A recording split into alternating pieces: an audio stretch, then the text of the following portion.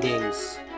So a few weeks ago I put up a video where I make the argument that when Orthodox Christians talk about the changes that happened in Western theology, particularly with Thomas and scholasticism in general, that we're not making the argument that doctrine doesn't develop. What we're saying is that Thomas Aquinas in particular took the entire tradition up to that point of theology, patristic theology, and went in a very different direction.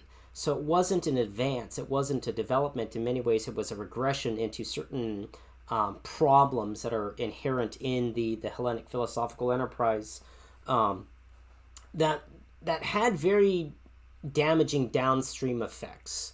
That there was a reason why patristic theology was set up in the way that it was, because it was to preclude certain problems that eventually started to manifest in the Western theological tradition.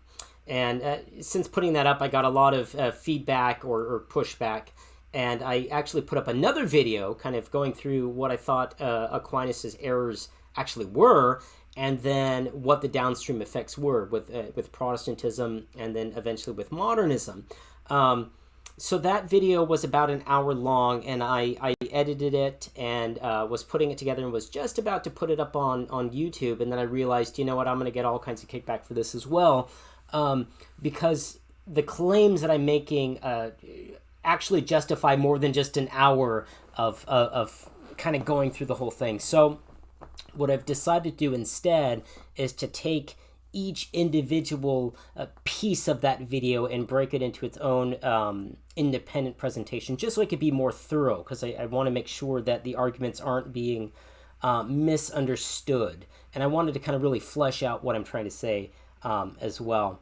So in this presentation, what I want to cover is one of the aspects that I think really clearly demonstrate how Aquinas is really deviating from the fathers, and that's in his fundamental theology, or maybe a better way to put it is his theological epistemology.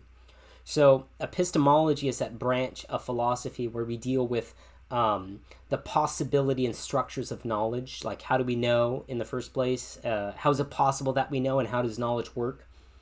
And this is certainly an area we cover in theology as well. How do we know God? A lot of times you'll hear it called pre-theological philosophy. I don't actually particularly care for that framing of the enterprise. Sometimes in the Protestant world you'll call it prolegomia, and that's really just how theological treatises were structured in the past, where a lot of these questions were dealt with in the prologue of a more systematic dogmatic treatise. But basically, the theology of how do we know God in the first place, theological epistemology. So to start, I think it's best to start where the fathers started and where Thomas Aquinas started, and that is with Aristotle. Aristotle has a very well-developed epistemology. It can be critiqued. It certainly was critiqued in the Enlightenment and within modernism, but I think it more or less holds up really well. And I won't get into all of Aristotle's epistemology and form theory and how that differs from Plato. That's way outside of what we need to talk about. But what I want to focus on is a logical a priori, something that has to be true before Aristotle's epistemology or classic epistemology even gets off the ground. And that's a very simple dictum that, again, is in all the fathers and in Thomas Aquinas, coming from Aristotle. And I'll actually read just a sentence from Etienne Gilson, who actually summarizes, I think, this basic a priori really well. And Gilson says this: knowledge is in us as the result of an action exerted upon us by some object. Okay, the knowledge, I actually don't need to read this whole thing. So what Gilson is saying, echoing Aristotle, is that knowledge is the product of some kind of act, some kind of capacity to be encountered. So Aristotle had a very specific word for that propensity of being, and that word was energia, that we often translate as energy. Maybe a better translation, because energy means something different now that it's developed a very specific meaning in physics, energy and matter. That's not what Aristotle's actually talking about. Maybe a better translation is an act, or actuality, or active being. You can say existence, but that's kind of maybe a little different than what Aristotle was talking about energia. So where classical epistemology starts off with is, in order for knowing to happen, there has to be energia. There has to be this actuality, the actuality of a being that has a propensity to be encountered. So potential things, even though we can conceptualize them, strictly speaking, we can't actually know them because they don't actually exist. They're not actually existing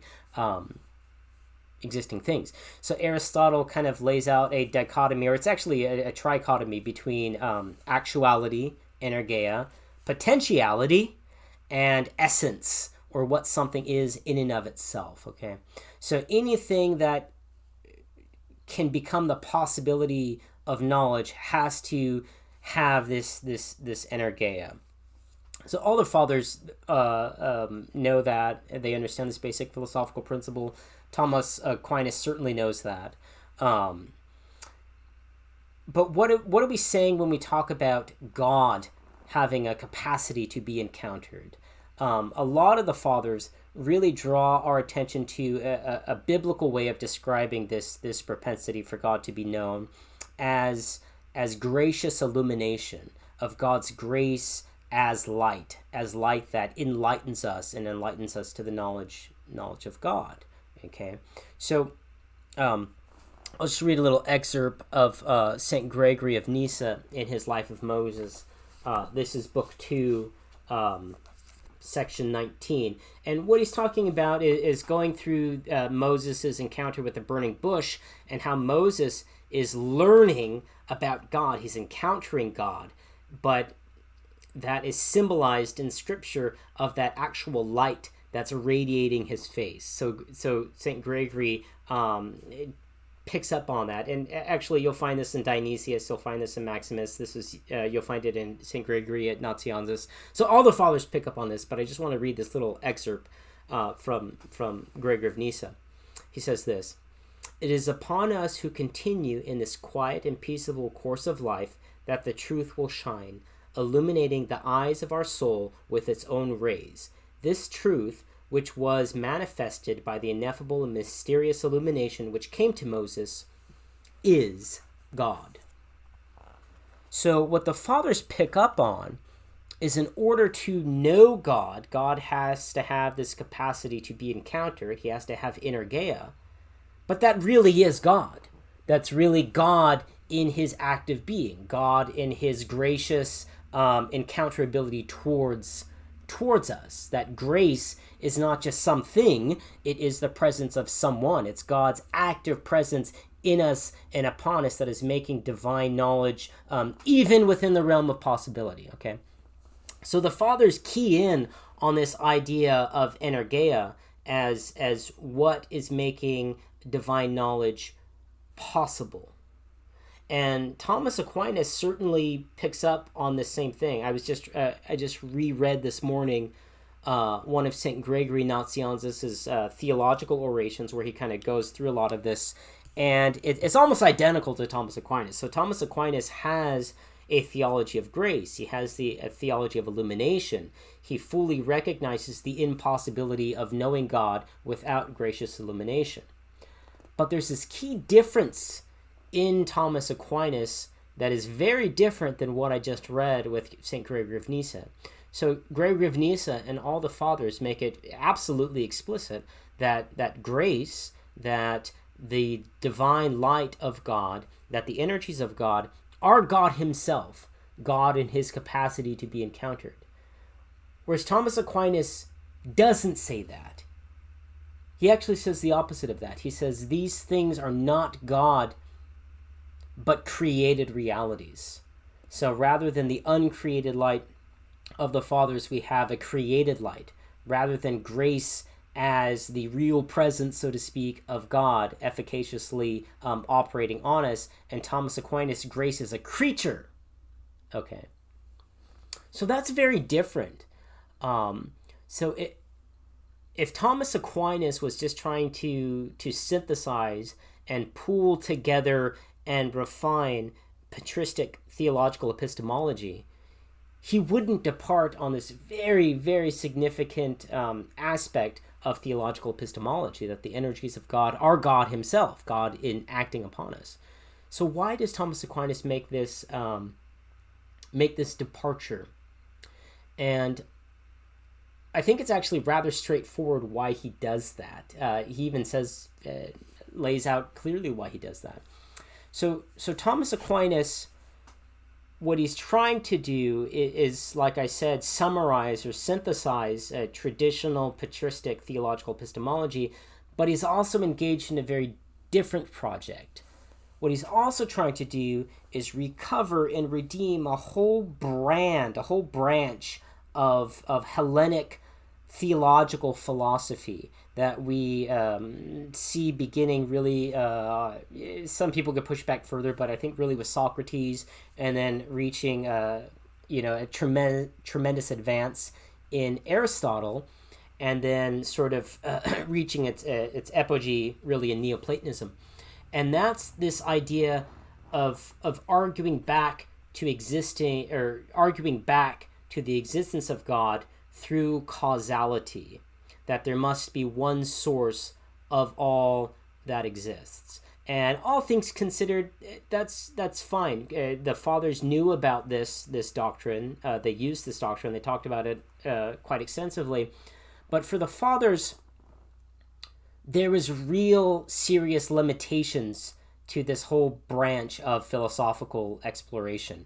So what the father would say is that this whole process of reasoning back to God as the prime mover, to use Aristotle's terms, that this type of argument can tell us that God is, but it cannot tell us what God is or who God is. It can tell us that there's a God out there, but it falls short of actual knowing.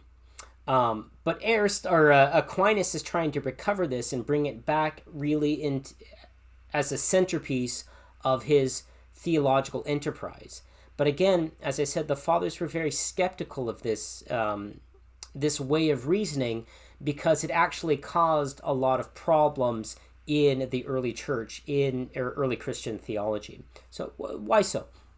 Well, one of the mainstays of this kind of argumentation is that everything that we see that is existent has a composite mode of being. It's a being made up of other stuff. Even if you look at it atomically, like I could look at this tree outside of my window. That tree exists, but it only exists because it's participating as a composite, an amalgam of all kinds of other things that also are existing. And if you're going to use Aristotle's prime mover argument, you have to go back to a being that is not composite, not a composite of anything, that has no internal differentiations, that's complete, absolute divine simplicity. So to make a lot of these Hellenic arguments work, you have to have a God that's basically an undifferentiated mass of pure being. That's how Plotinus, a later Neoplatonic philosopher, kind of thought about it. So why would that cause problems for Christian theology? Well, I'll tell you why. If you look at Plotinus's God of absolute being, this is a God that can't actually be self-conscious. He can't think. He can't will. He can have no volition. We can't even call it he. It's just an it. Because as soon as something thinks, there's a differentiation between the thinker and that which is thought. Okay? As soon as something wills, there's the possibility of potential beings out there. I can't will something that can't exist, or maybe I can. Maybe that's wishful thinking. But I think Plotinus is actually correct, that for his absolutely divine, simple divinity, things like self-consciousness and volition are impossible. So in Plotinus's system, what he actually imagines is this absolute divine simple monad, but that monad starts to break apart. It becomes self-conscious and becomes volitional, and it basically fragments into all kinds of lesser beings until it sort of washes out and dissipates into non-being. And we kind of live in this material realm that's sort of part being, part non-being in the Plotinian system. Now, a lot of early Christian theologians saw Plotinus, saw how he's drawing on Aristotle, saw the apologetic value to Aristotle's prime mover arguments, and said, you know what? Maybe we can do this. Maybe this fragmenting God that Plotinus is talking about, where he kind of sets up hierarchies of being, maybe that's what we're meaning by Trinity. Maybe that self-consciousness of God, that's the first emanation, the first fragmentation of the divinely simple, maybe that's Christ, maybe that's the Logos. Maybe that second fragmentation of God, where Plotinus calls it the psyche, maybe that's the world soul, maybe that's the Holy Spirit. So a lot of early Christian thinkers, Arius, Origen, Eunomius, they were looking at Plotinus and going, you know what? We really want to make use of all this Greek philosophy, all these really good apologetic arguments for the existence of God.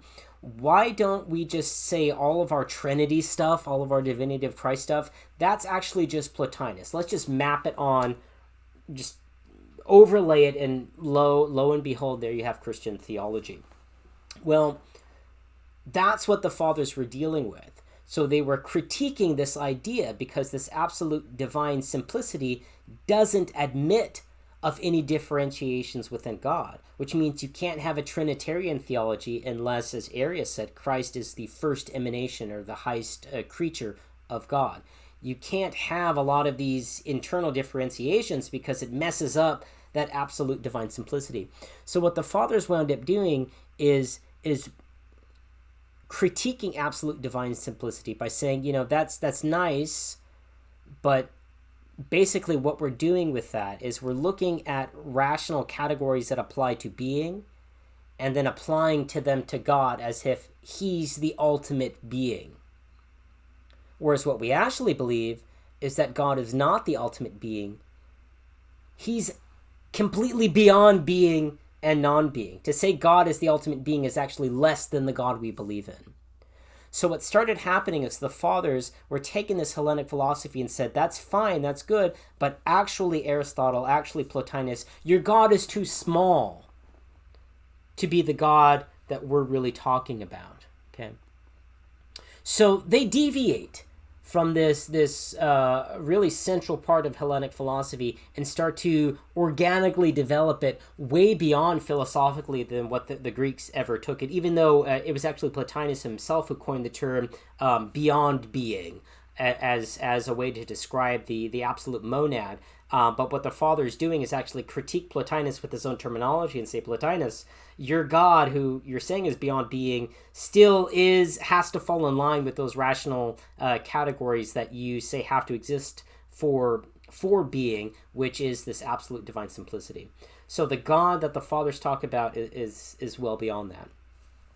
But this idea of Neoplatonism that was very popular in certain heretical forms of Christianity, particularly Arianism, was actually taken up by Islamic philosophers.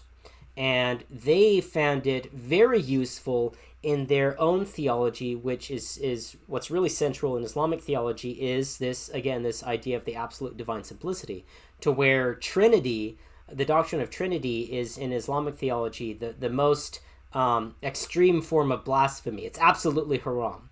Trinity is the direct dichotomy between the God of what Islam is trying to present.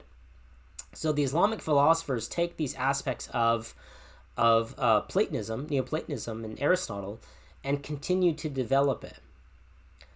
And that's the philosophy that Thomas Aquinas is encountering. That's the form or the flavor of Aristotle that he's trying to recover. He's going, wow, these Islamic philosophers, they're actually doing really cool stuff. How do I use that? How do I bring that back? So Thomas Aquinas is doing two things. One, he's trying to synthesize that patristic fundamental theology, but two, he's trying to recover this whole branch of Hellenistic thought that was radically critiqued by the fathers, but was developed by the Islamic philosophers. And we know that because Thomas Aquinas says that's what he's doing. So he's using, particularly, where is it? Who is it?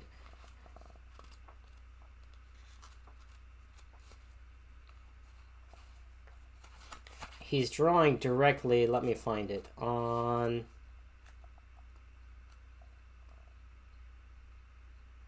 Avicenna. So Avicenna kind of picks up these Platonic arguments, and he basically goes something like this, that, everything that exists is composite. So in order for absolute being to actually be that end of Aristotle's sort of prime mover, chain of causality, that absolute being must possess his own being in a self-subsistent way. He can't be composite. He also cannot have any internal contradictions. But one of those internal distinctions, back to Aristotle, is that distinction between essence and energy. So remember, both the fathers and Thomas Aquinas root all of our capacity to know God, or possibility to know God, in those divine energies. But Avicenna is saying we can't make those kinds of distinctions within this absolute being if we want to lay hold of the Aristotelian proofs for the existence of God. This absolute being must be fully self-subsistent. There can't be any internal distinctions, because then he would be a composite being. Okay, so Thomas has to make a choice. All the fundamental theology only works if we're talking about God's energies, because if we're talking about his essence are completely ineffable. But in order to recover this brand of Platonic philosophy, we can't make that distinction within God. Therefore, it has to be an either or. Either God is complete essence, and we just ignore the energies altogether, but then we have no possibility of knowing, or God is complete act. Well, Aquinas, understanding how important God's energies, having a very well-developed theology of God energies, sides with God being complete act. And he does that for a reason, actually, all the way back to Aristotle. So Aristotle made a very convincing argument that actuality has to precede essence, that active being actually has to come before things that are, because something can't come from nothing. So there's lots of reasons why Aquinas would, if he's presented with an either or, basically side with act, the active being as what God really is. But notice what happens there. If God's essence is completely ineffable, is beyond any possibility of knowing, and we only can know God by his energies, but Thomas conflates the two and says that God is in his essence pure act. That's the doctrine of actus purus. Well, then energies likewise becomes completely ineffable. And what happens is our whole ground for the possibility of even knowing God disappears. Thomas Aquinas is trying to do two things at once. He's trying to present patristic theological epistemology, but he's also trying to recover a heavily critiqued stream or tradition within Hellenic philosophy, and the two cancel each other out. That's why the fathers were so critical of absolute divine simplicity, where they needed to move beyond that conception, because they realized that the two cancel each other out. So it's important to note this isn't just really my personal take, my personal interpretation of Thomas. The epistemic implications of actus purus they're really well discussed and well known by Thomas. And I just want to cite again Gilson, this time from Christian Philosophy, page 109. he says this, citing Thomas, and this is the conflation of God's essence being his active being. So conflation of existence with essence. He says, God's existence is the same as his substance. So again, this is Thomas Aquinas. And his substance is unknown, so also his essence. So again, when you conflate the two, his active being, it withdraws from epistemic importance. Instead of being that ground of being, it recedes in the same ineffability that his essence is. So that causes all kinds of problems for theological epistemology. So Gilson goes on to say, so what then do we know about God? Unquestionably this, that the proposition that God exists is a true proposition. But what God's active being is, we do not know. So we only know God by his active being, yet when you put it in the same level as his existence, then we fall back.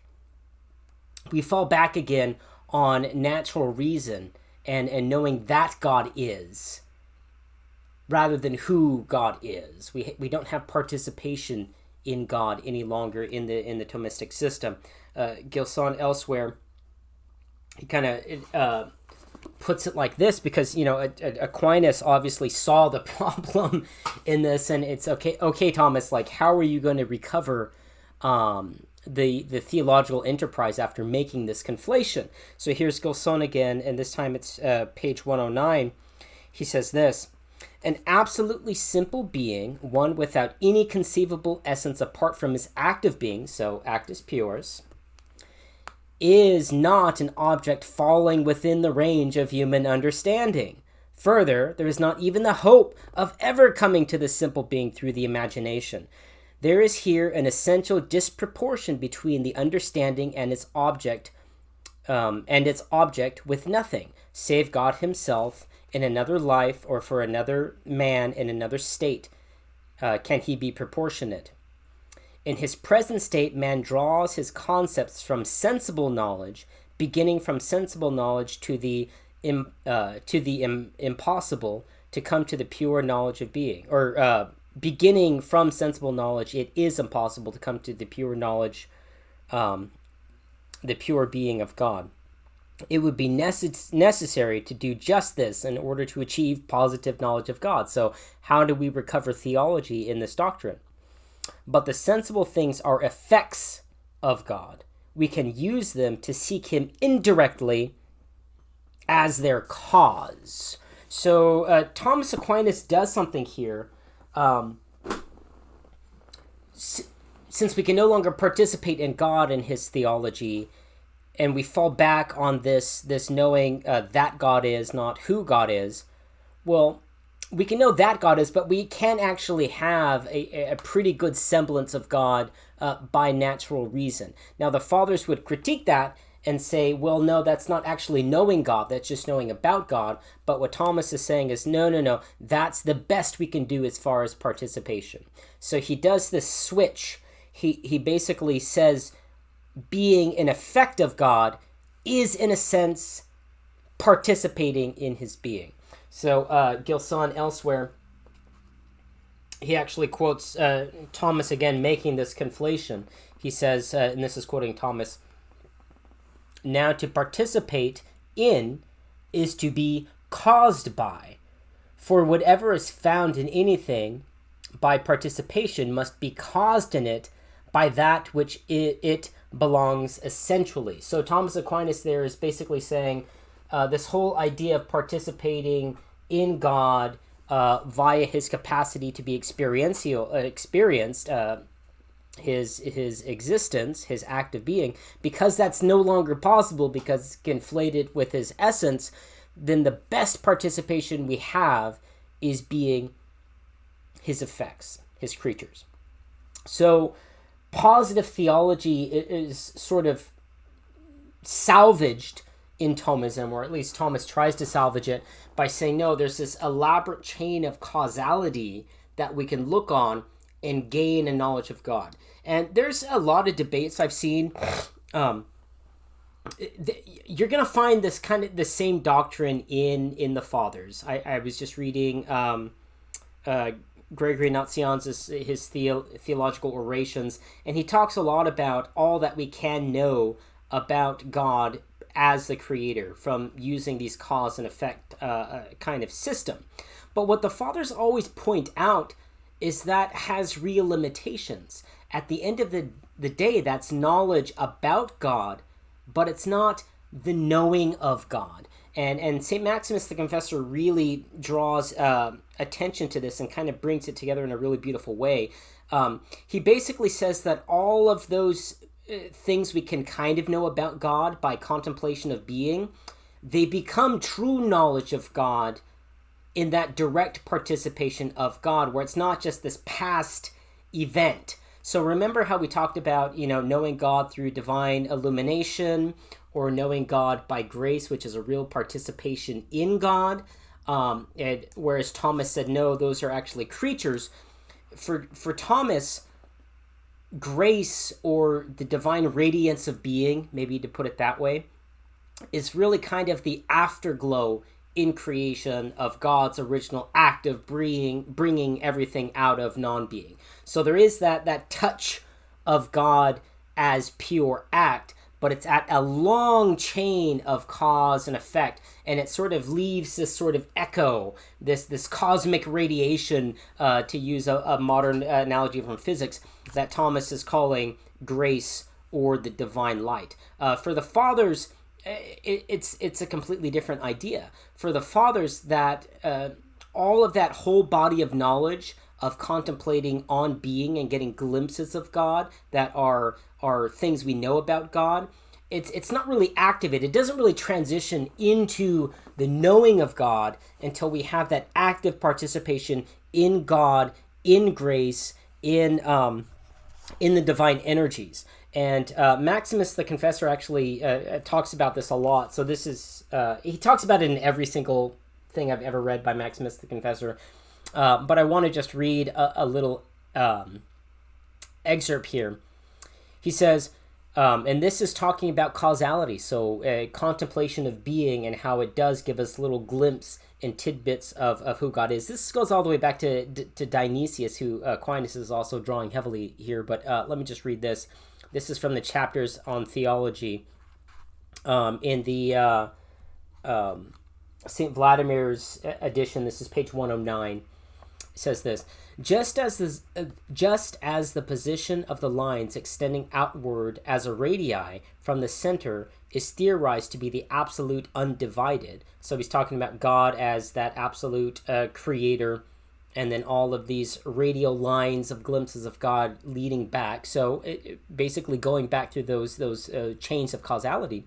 He says, in this way, he who has been made worthy of coming to be in God will know all the pre-existent logoi of things that have come into being in him by virtue of a simple undivided knowledge. So he's saying all of those radii, all of those glimpses of who God is that can be gained by meditation or theoria, contemplation on being or beings, all of those lead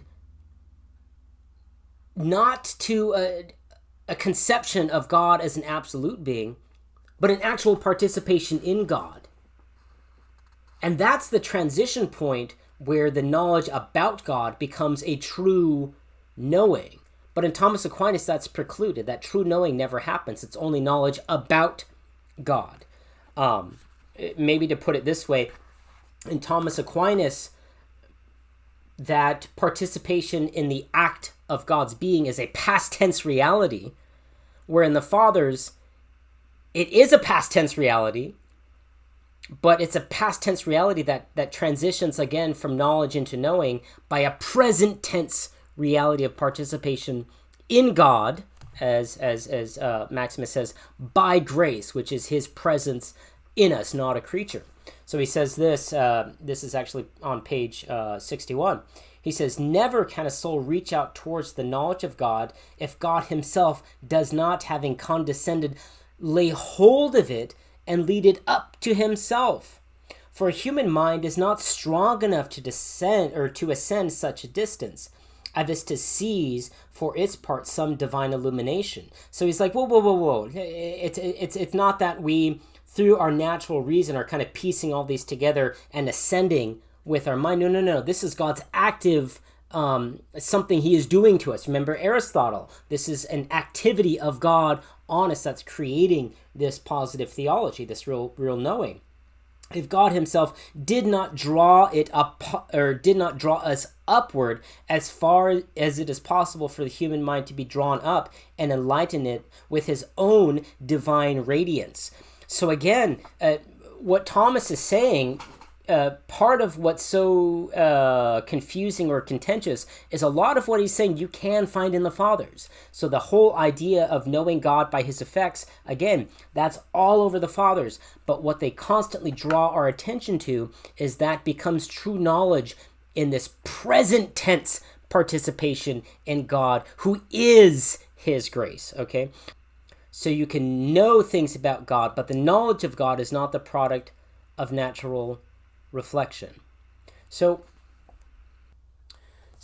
you do see in the Fathers this idea of natural reflection on being and beings, or what Maximus would call theoria, does give you theological content, but it never makes that transition. It never makes that transition in actually knowing God. It is still knowing about God.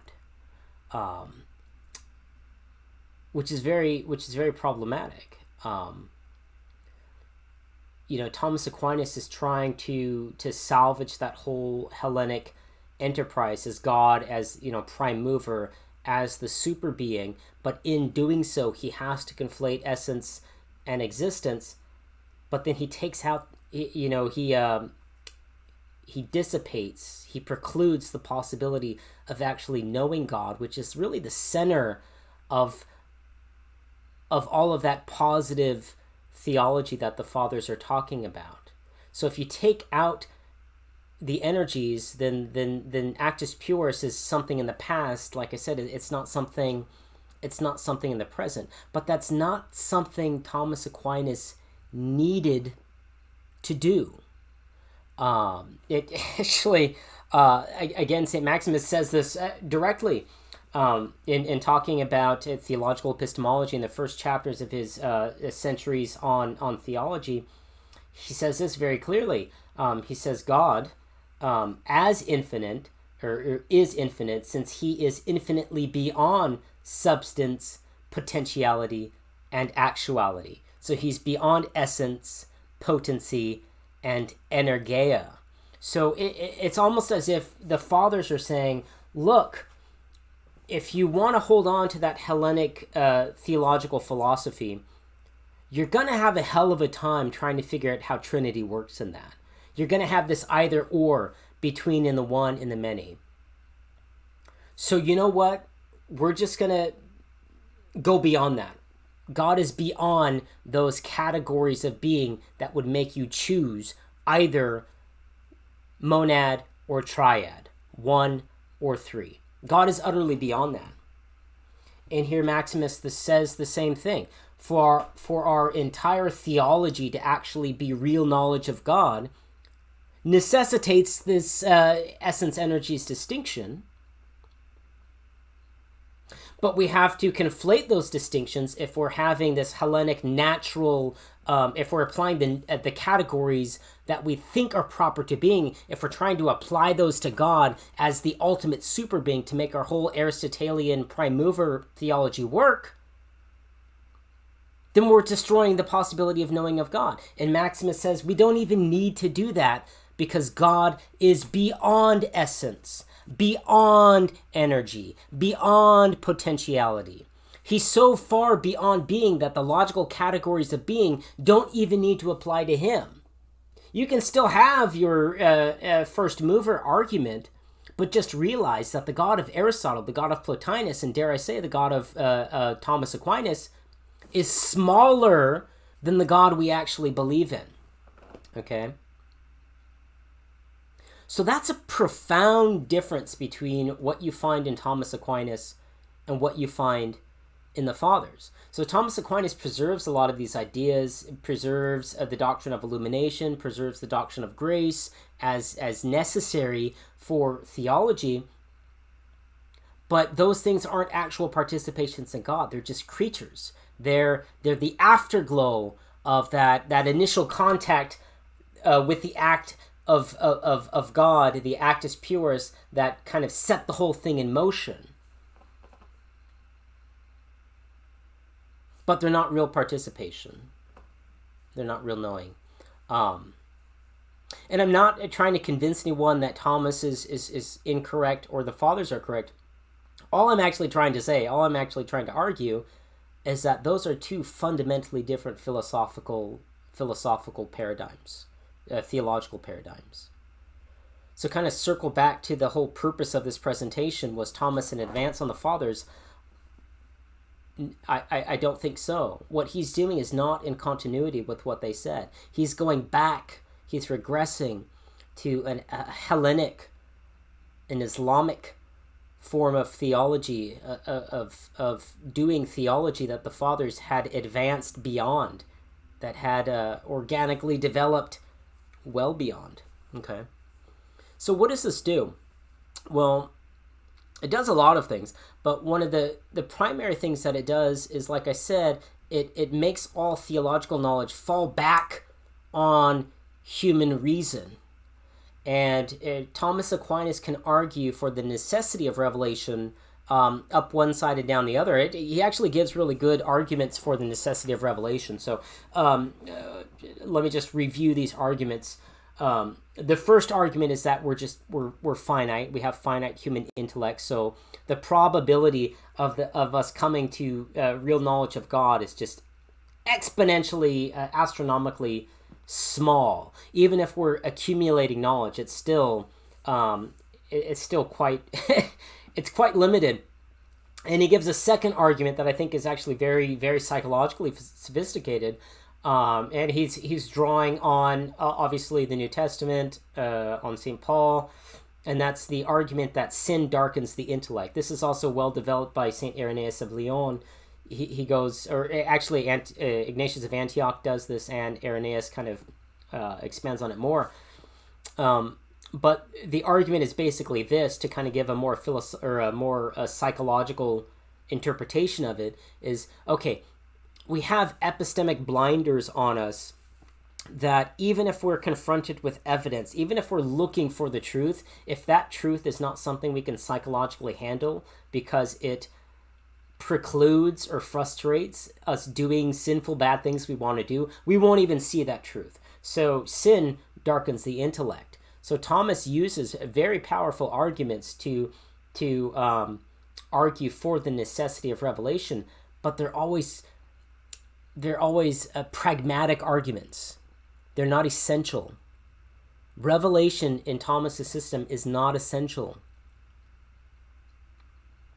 You can get to a knowledge of God reflecting on this great chain of causal being, of cause and effect, cause and effect. You can get there with just natural reason.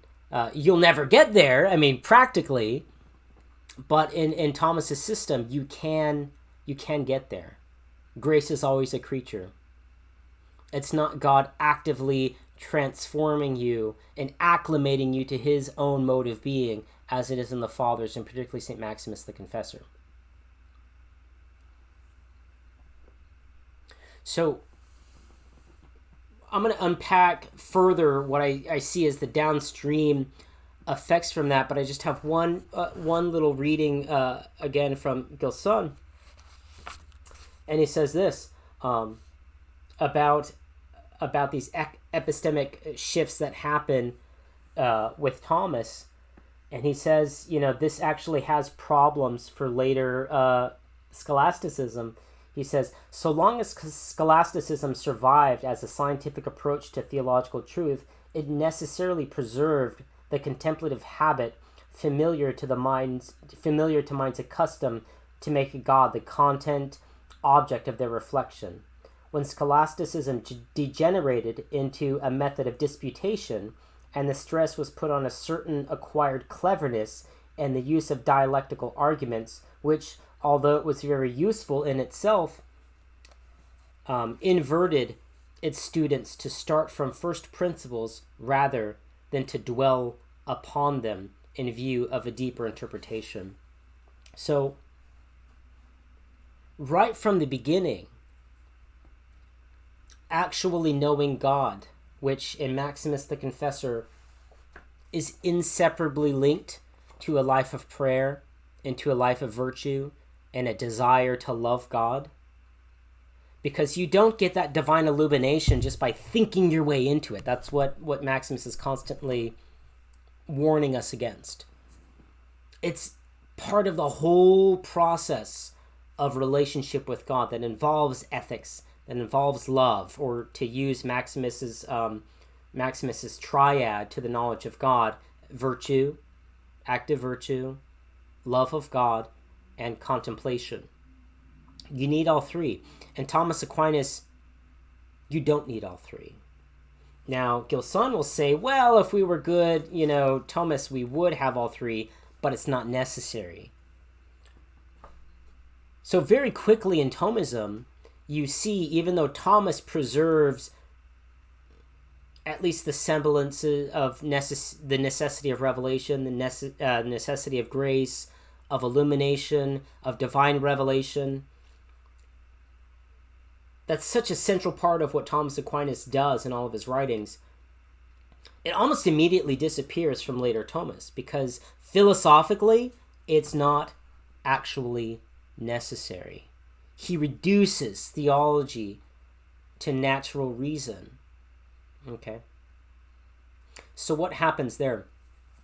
Then all theology becomes mere analogy.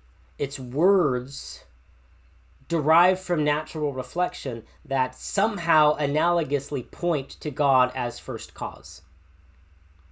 Now, in Orthodox, Patristic and Orthodox theology, we also have analogical theology, but our analogies become symbols. Okay, so what's the difference between analogy and symbol? Analogy just points beyond on a logos, a word beyond, okay, where symbolon brings two things that are unlike mere words and the reality of God, brings them together. Symbolon, okay?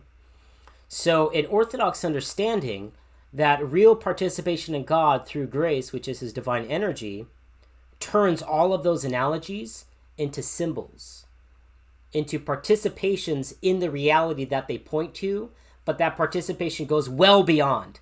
So Maximus, all throughout his writings, kind of describes this process of coming to contemplation, contemplating being, and God as the creator and his echoes in all of the words, the logoi of creation, but it transitions into real participation into that content that far exceeds all that. And we kind of get that in Thomas's doctrine of univocal predication. But it doesn't affect his theology. That's just a semantic category. Okay, so in the Orthodox perception, we know God by participating in his reality.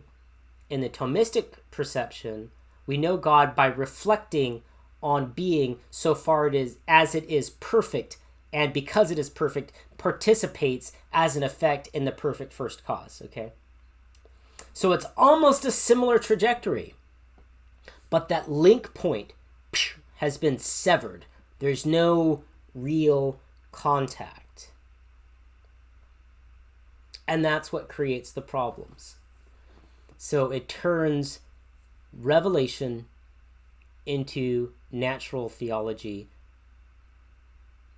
And there's all manner of downstream effects from that. So I'm going to get to later of just in the history of Western thought how, because Thomas sort of cuts the great chain of being almost, and you get just at that highest level of what Maximus would call theoria, or contemplation of being, but there's nothing beyond that. There's no communion with God. It just stays right there.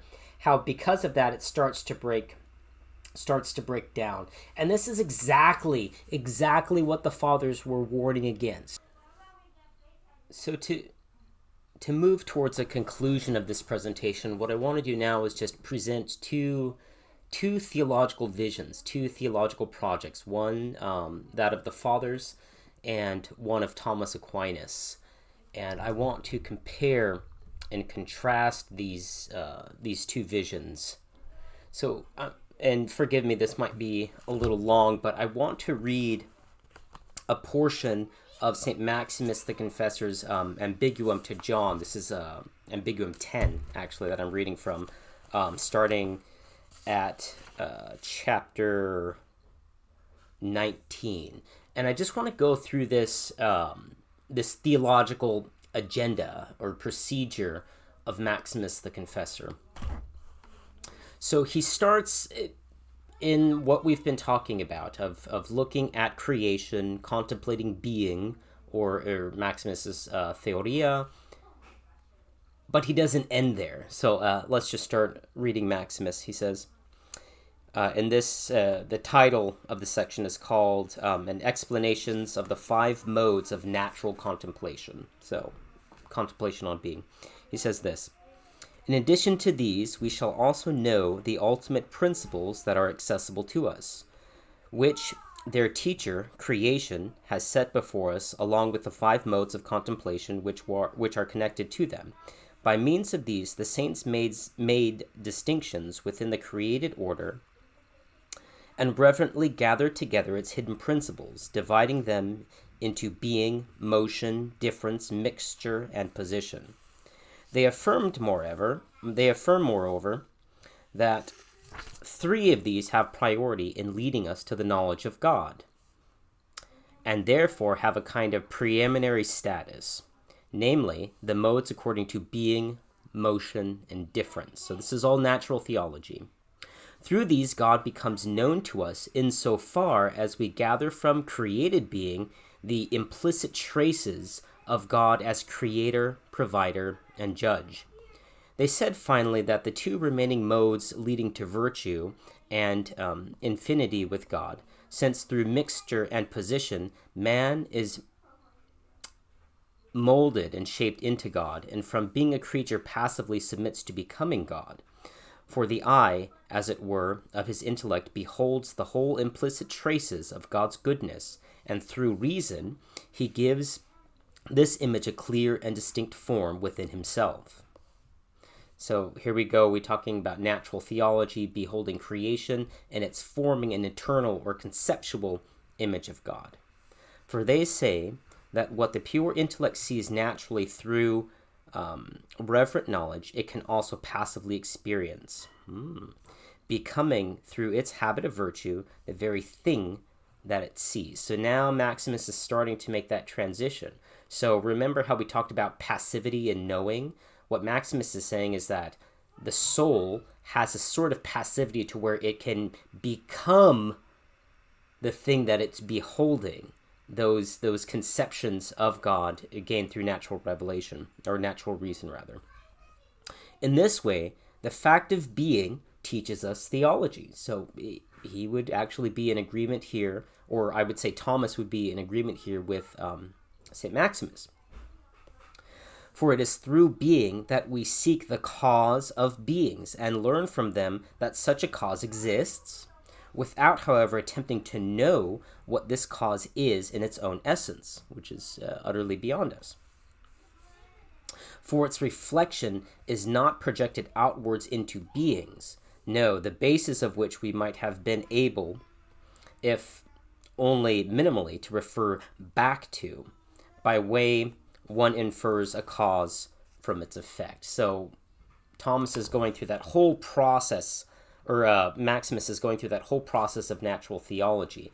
But right at the end of that last section I made, or read, he's starting to talk about the passivity to actually apprehend this being, this God that we're deferring from cause and effect. So I'm going to skip forward because here's the actual significant part where we kind of go beyond the natural theology of the Thomists. And he says this. So the saints that Maximus is talking about, this is namely St. Gregory Nazianzus, going through this process of natural theology, says, and having seen by means of a methodological higher use of reason how the one cause is variously contemplated in its effects, they piously understood that the cause exists, is wise, and is something living. From this they learned the divinizing and salvific principle of the Father and the Son and the Holy Spirit, by which they were mystically enlightened, not simply concerning the principle of causality, but were piously initiated with respect to the mode of God's own existence. So see how Maximus ends this whole process of natural theology. It brings us to that end point, that God exists, that he is wise, that he is something to be living, or is something living, which transitions then into someone to be known. So all of that natural theology basically takes us all the way to the Trinity. And as soon as we understand Trinity, that God is beyond unity and multiplicity, that he is relationality, that means God can be encountered, God can be known. So then we make that transition. And Maximus says this is where all of that rational, natural theology ends, because it's not simply concerning the principle of causality. We're no longer talking about this elaborate chain of cause and effect, but instead we get piously initiated into God's own mode of existence. Okay, so God takes us, as we talked about before, or I quoted Maximus before, God takes us and acclimates us to his own mode of being. In Thomas, that's precluded. That can't happen. And I'll get to that in a second. I mean, we've already gone through this, but I'll try to connect all the lines in just a moment. So with Maximus and really all the fathers, we see these two modes of knowing, this knowing through natural reason and this mode through divine encounter where we're acclimated to God's own mode of existence. Now, Thomas Aquinas actually at least presents these same two forms of knowing. So I'm just going to quickly read from Aquinas himself. And this is, again, in Gilson's Elements of Christian Philosophy. He's quoting Thomas on page 188. So I'm going to read where Thomas kind of lays out a very similar paradigm, very similar trajectory, and then we'll go into the fundamental differences because of Thomas's fundamental theology, his theology of God. It counteracts or messes up his theological epistemology. So here's Thomas. It is of the nature of all act that it communicates itself as far as possible. So again, we know things because of their actuality, because of their energy. Hence, every agent acts inasmuch as it is an act. Now, for an agent to act is nothing else than to communicate, to the extent that it is possible, that whereby the agent is an act. But the divine nature is supremely and most purely act. So there's Thomas's actus purus. Hence, the divine nature also communicates itself as much as it is possible. First, it communicates itself in the creature by mode of resemblance only. So that's what the fathers would talk about, the mirroring, or the mirroring of God the Creator that's inherent in the nature of beings. And this everyone can see, for every creature is a being in virtue of its resemblance to the divine nature. So that's that part one that we had talked about. But the Catholic faith posits another mode of communication of the divine nature, that in which it communicates itself, so to speak, by a natural communication. How do we get a natural communication? In the second case, just as he to whom humanity is communicated as man, so also he to whom the deity is communicated is not merely similar to God, but truly God. So what Thomas is saying here is that we have that first mode of natural theology, but we need to get beyond that to a higher mode of knowing. And he very accurately says that can only happen if because of the incarnation, God becoming man. And we, as Orthodox, would absolutely 100% affirm that theology, that natural reason can get us only so far, but we need that last step of God becoming man, and in that way, the humanity that Jesus takes on becomes the vocabulary of God. It becomes God's own self-disclosure. It makes revelation truly and ultimately possible. But how does that incarnation do anything epistemically other than giving us new bits of data in order to kind of plug into our things we know about God?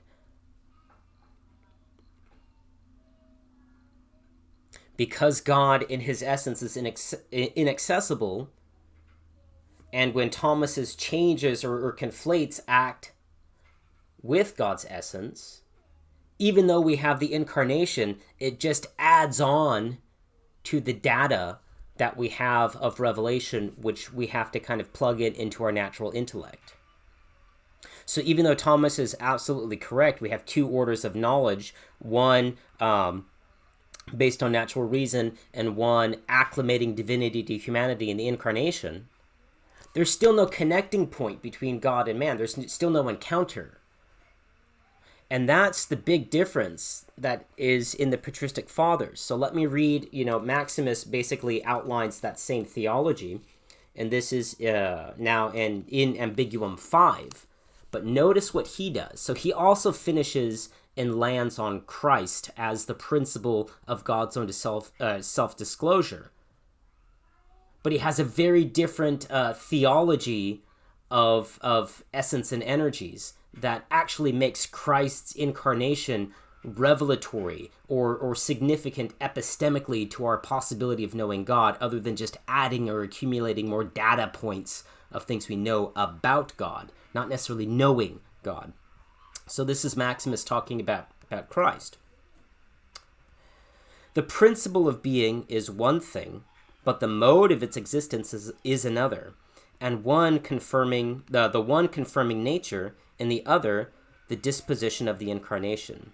The coming together of these two natures constitutes a great mystery of the nature of Jesus, which is beyond nature, and shows that both the difference of the energies and their union are preserved intact, and the former understood to be without division in the natural principle of what has been united, while the latter are known without confusion in the unified mode of the Lord's activities. So let me just pause there for a second to talk about what Maximus is explaining. So there was a controversy around the time of Maximus, and that was the controversy over whether Christ has one nature, or rather one energy or two energies. The controversy is whether he has one or two natures, and the church dogmatically concluded that it has two natures united in one person. So then the people who wanted to push for two natures started saying, no, he has, or the people who wanted to push for a single nature started saying, no, he has two energies. It was kind of like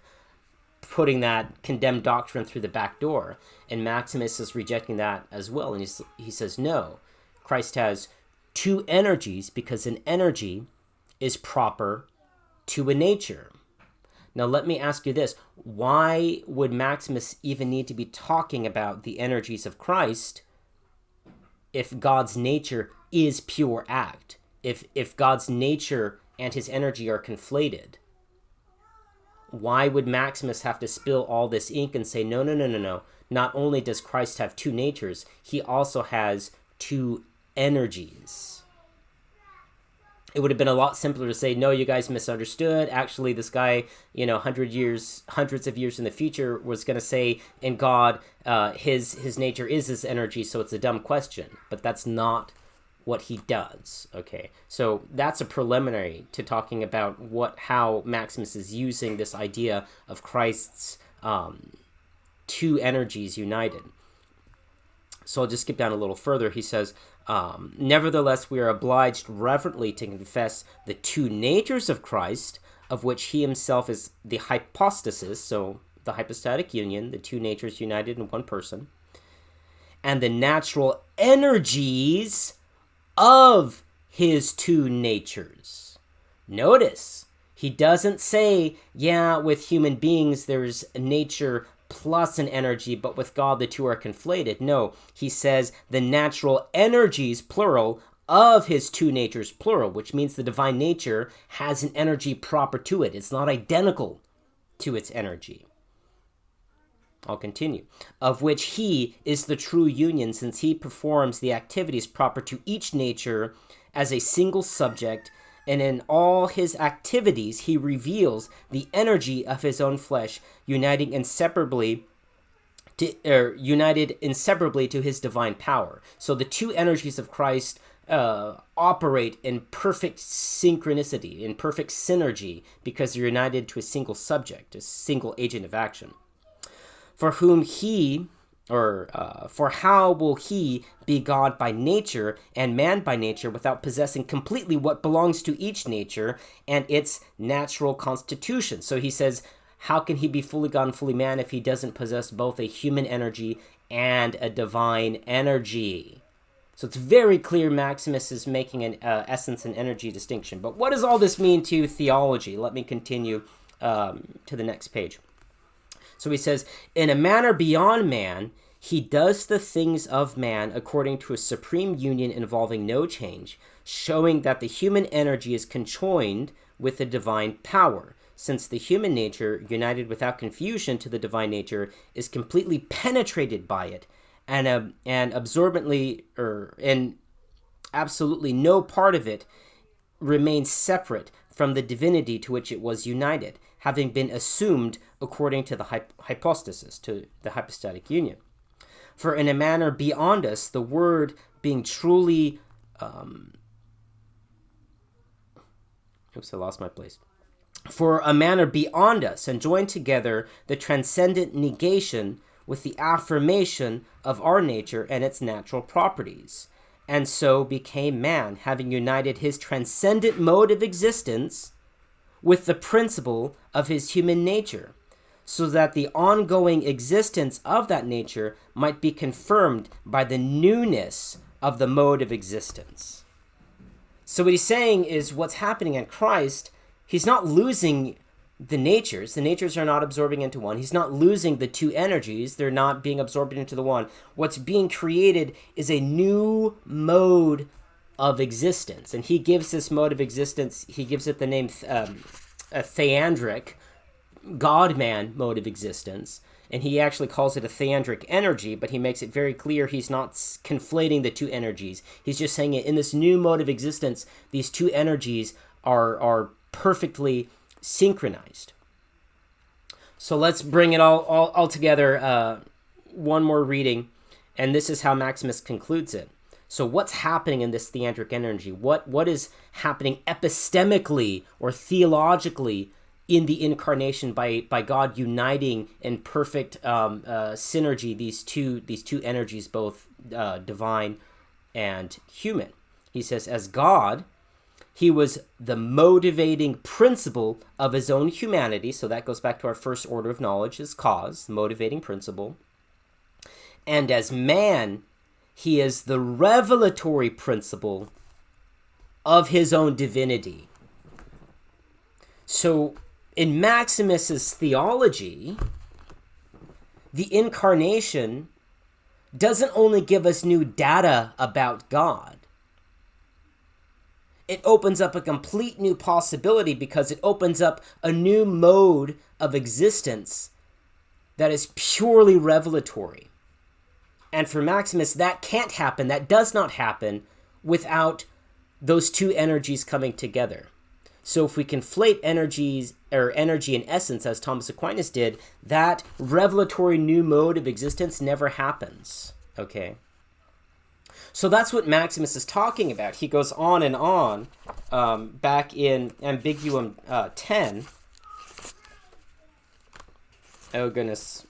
I mean, it just goes after chapter after chapter after chapter of being united to God now in that new mode of existence. So remember back in Ambiguum 10, it says we are piously initiated with respect to the new mode of God's existence. That new mode of God's existence is the synergistic union of Christ. So we're acclimated to God in a mystical or noetic union only achievable in Christ Jesus. Okay? So even though Thomas is right, the incarnation opens up a higher order of knowledge of God, it still stays in the intellect. Where Maximus is saying, no, this higher revelation, this deeper knowing, this transition when all of our natural theology goes from knowledge about God to knowing of God, that can only happen when we personally know God in Christ and we're initiated by grace, by the grace of baptism, into this higher realm of knowing. And it's not just that if you get baptized, boom, you have, this new insight into God. Maximus makes it very clear that it's a progression of virtue that takes place until we reach that pinnacle of divine union as we have in the saints. Okay. So let's go back to Thomas Aquinas. Let's look at the Thomistic view for a second. So I'm going to read a fairly long passage again from Gilson, where he's talking about the knowledge of God. But remember, in Thomas, even the grace of the incarnation, even that new revelatory data that's opened up by the incarnation, it's still within the realm of natural reason. Because there's no contact possible with God, it doesn't epistemically change the human subject, okay? So this is what Gilson says. He says this: a theologian has no right, for whatever purpose, to attribute to man operations exceeding the powers of human nature. Man knows some truth if he is not able to know this truth man knows some truth if he is not able to know this truth by the power that are truly his own. Then let us simply say that true knowledge is not naturally accessible to man. This would be a sort of universalized skepticism. But if, on the contrary, we think that a man is naturally able to achieve true knowledge, then let us say that he does so in the light of an intellect truly his own, so that he really is the cause of his own knowledge of truth. So what Gilson is saying is that theologians can't make a claim to anything beyond natural reason, because they're bound by their natural capacities to know. But what did we just read in Maximus? That God literally brings us beyond our natural capacities by incorporating us and uniting us with Christ, who united the human and divine natures and energies, okay? So Gilson is correct. Thomas is correct. We can only know according to our natural capacity, and that's the whole point. That's the whole point of patristic theology, that God brings us beyond our natural capacity in Christ Jesus. So let me continue reading Gilson. He says, this conclusion eliminates all doctrines according to which true knowledge requires a sort of supplement of light, superseded by God to the natural light he has given us in creating our intellects. So Gilson says, if we follow Thomas here, it precludes God giving us any additional light. Now, Thomas does talk about God giving us additional light, but it's always a created light. It's always a creature, not the divine light of God's presence made present by his energies. It's a created light, not an uncreated light. Okay. But this position entails its own limitations. Our intellect is a finite being, and its powers are finite powers, sufficient as it is to produce its own effects. It does not suffice to produce any effect located beyond its limits. This means that the human soul is sufficient to achieve true knowledge in the order of natural truths, but it cannot achieve further knowledge without receiving some new powers superseded to its natural ones. So Gilson is correct. Thomas is correct.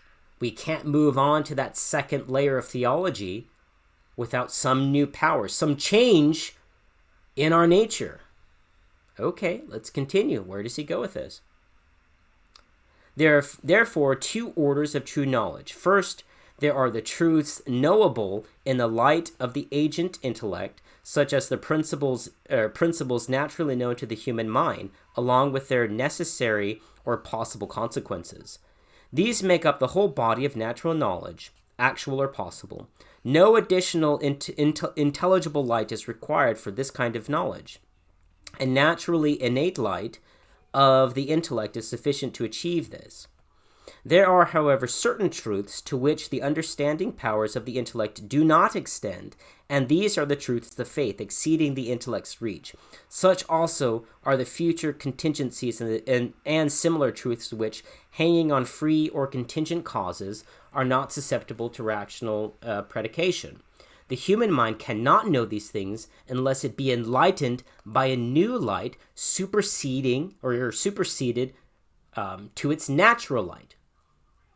There again, we would agree. So when does that supersession happen if we can't engage with God's divine energies? Thomas is actually clear about that. He says it happens after you die. And that's his doctrine of the beatific vision. Now, Gilson does go on to point out that Thomas has, let me just read it. So skipping down a little further, it says, the impact of all this, of this doctrine on the problem of man's knowledge of God is of supreme importance, for the natural knowledge of God cannot exceed what can be known of him from the quantities of natural things. So there again, we're stuck to only natural knowledge based on the senses, based on sensual experience. Things that, and objects, no, let me just keep going. I basically said the same thing in another way. Thomas's use of Aristotle's doctrine of all knowledge being ultimately grounded in the senses. In Thomas's own words, in this life, our intellect has a determinate relationship to the forms that are abstract from sensation. Such objects are finite. Consequently, no natural knowledge thus formed by the human mind can represent God. His immaterial essence cannot be attained by means of abstraction from natural or material things. Generally speaking, there are no material data from which the knowledge of a purely immaterial object can possibly be abstracted. Moreover, since all objects naturally knowable to man are finite, no knowledge of them obtained by means of abstraction from senses can possibly represent an infinite being, such as the essence of God. In other words, the twofold fact that human knowledge has to be abstracted from the senses and that it deals only with finite objects makes it impossible for us to grasp the very essence of God, such as it is known by the blessed. Okay.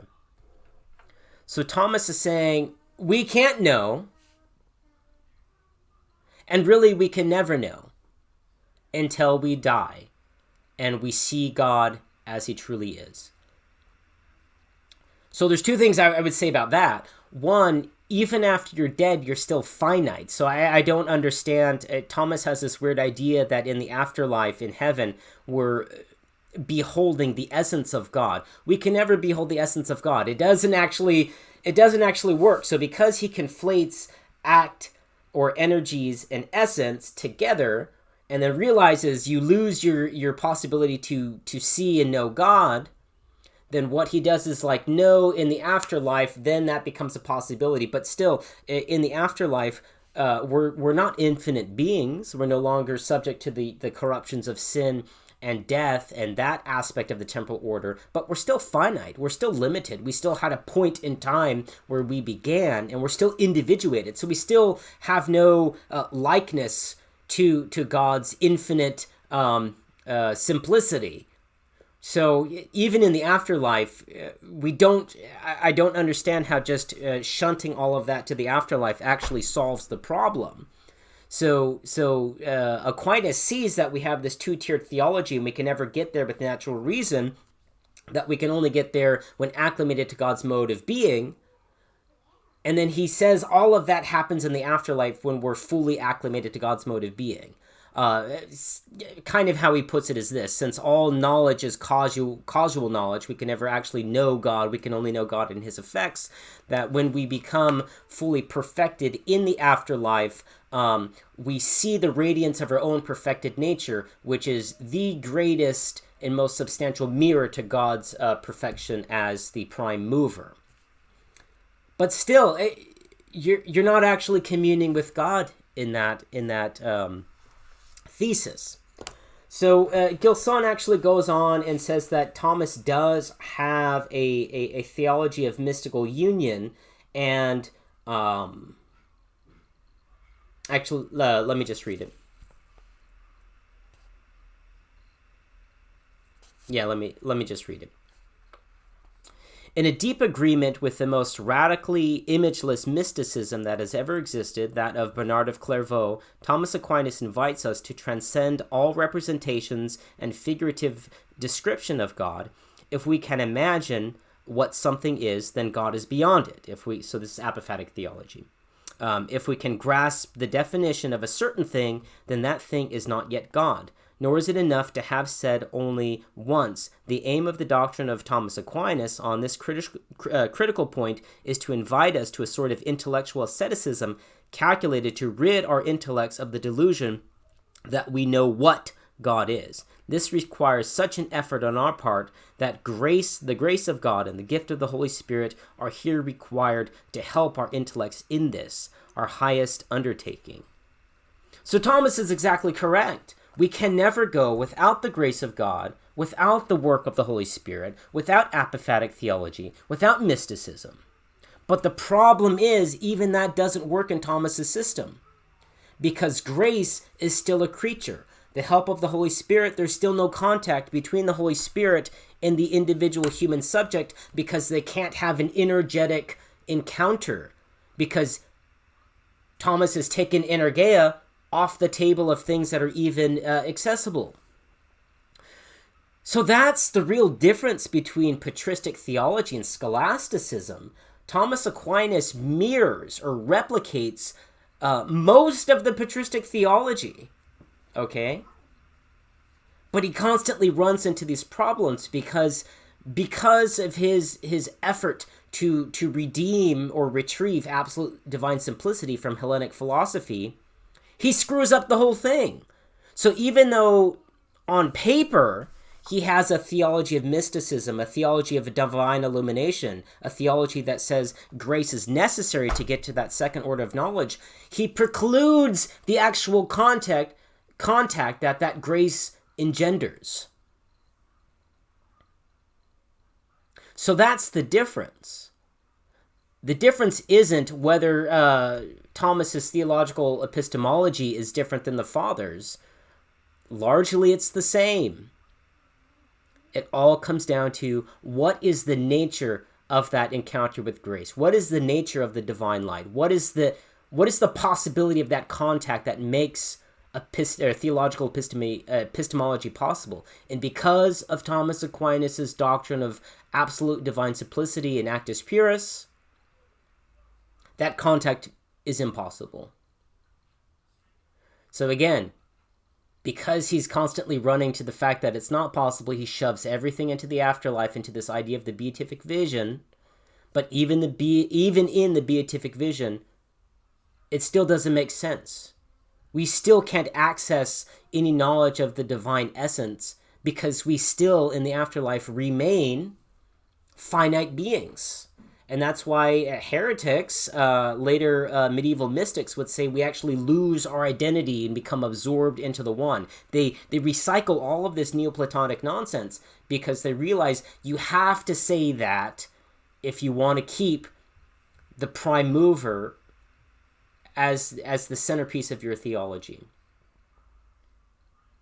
So that's the difference. That's what I believe happened, is you have Thomas, like I said, trying to present a patristic theological epistemology and trying to recover certain aspects of the Neoplatonic tradition as transmitted via Aristotle and Islamic philosophy.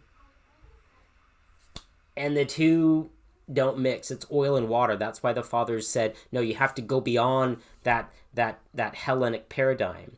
Being beyond being. We don't have, as Maximus the Confessor said, do an either or between God as either essence or energies. He's beyond essence and energies. We can make those distinctions precisely because he's beyond the categories of being, because he's beyond being and non-being. So Thomas tries to shrink God back into that Hellenic box, and then it screws up his whole theology. So that's the difference. I hope that has been helpful for some. And what I'm going to do is unpack later how some of these have dramatic implications on the rest of Christian thought. But I just want to note one more thing. Just note the difference. Thomas has a doctrine of grace. He has a doctrine of the incarnation being important for theology. He has a doctrine of revelation. But none of those, or he has a doctrine of Trinity, but none of those are absolutely necessary to his theological epistemology. It still remains within the confines and the possibilities of the human intellect. But notice how dramatically different that is to the patristic theology. There's no generic monotheism in patristic theology. It is by necessity Trinitarian. There is no merely pragmatic arguments for revelation in patristic theology. We really don't know God until he starts showing up and we have a relationship with him. Revelation is not something that's just practically necessary. It's essentially necessary. And notice how radically Christological Maximus the Confessor's theology is. We can only come in contact with God through the divine energies, but we can only come in contact through the divine energies ultimately. Now, he talks about the Old Testament saints who are illumined, but ultimately by being elevated to God's new mode of existence achieved in the incarnation. So in Maximus the Confessor, and this actually goes back to Dionysius, this goes back really strongly, heavily in Gregory of Nyssi's Life of Moses. The incarnation doesn't just give us new data, it creates the possibility for actual knowing.